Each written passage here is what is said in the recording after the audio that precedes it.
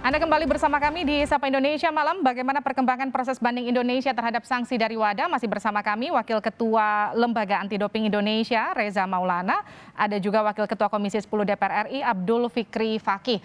Pak Reza, kalau tadi kata Pak Abdul Fikri, ini karena komunikasinya Ladi yang katakanlah tidak efektif, begitu tidak optimal sampai kita jadi disanksi, itu intinya. Tapi kemudian ada juga soal bagaimana kemudian memperbaiki pola komunikasi ke depan dan juga mengantisipasi adanya sanksi ini berkepanjangan. Ya. Jadi kita karena sedang pemenahan juga Mbak Livi, bagaimana kita memperbaiki komunikasi internal dan juga eksternal.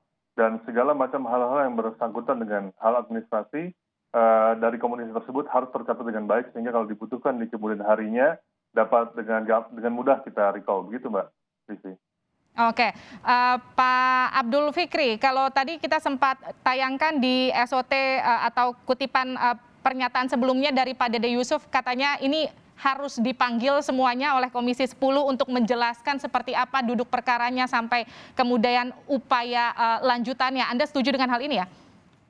Saya setuju ya, cuman memang ini kan masih masa reses, jadi mungkin baru tanggal 1 November ini nggak tahu apakah ini karena ada event-event yang harus dipersiapkan dengan baik, kita harus meyakinkan kepada publik, karena kecewa sekali ya, menang Thomas Cup kemudian merah putih tidak dinaikkan, itu ternyata luar biasa.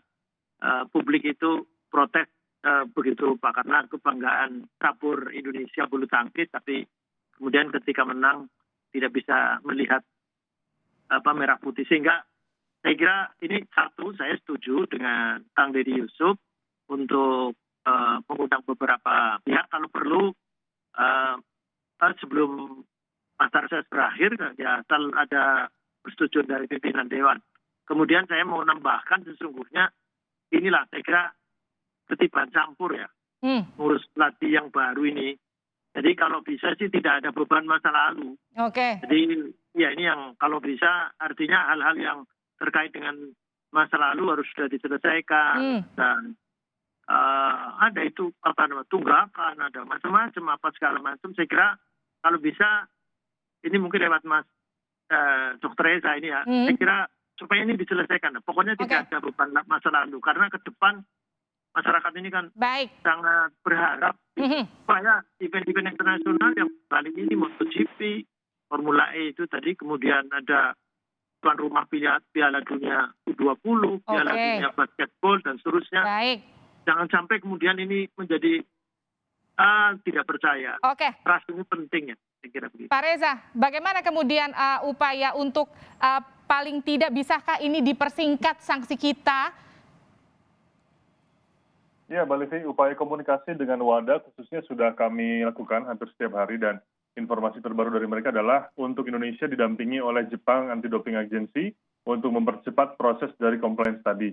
Dan saat ini kami sampaikan juga bahwa Indonesia dalam tahap persiapan untuk bekerja sama penandatanganan MOU dengan JADA, Jepang Anti-Doping Agency, di mana kita harus melengkapi beberapa hal-hal yang bersifat teknis dan administratif begitu Mbak Livi, secepatnya. Jadi kita usahakan dalam waktu minggu ini kita percepat untuk sudah ber-MOU dengan JADA, sehingga setelah itu kita bisa langsung melakukan testing dan kita bisa ujikan ataupun ajukan ke WADA untuk menguji kembali Indonesia statusnya apakah sudah compliance atau belum.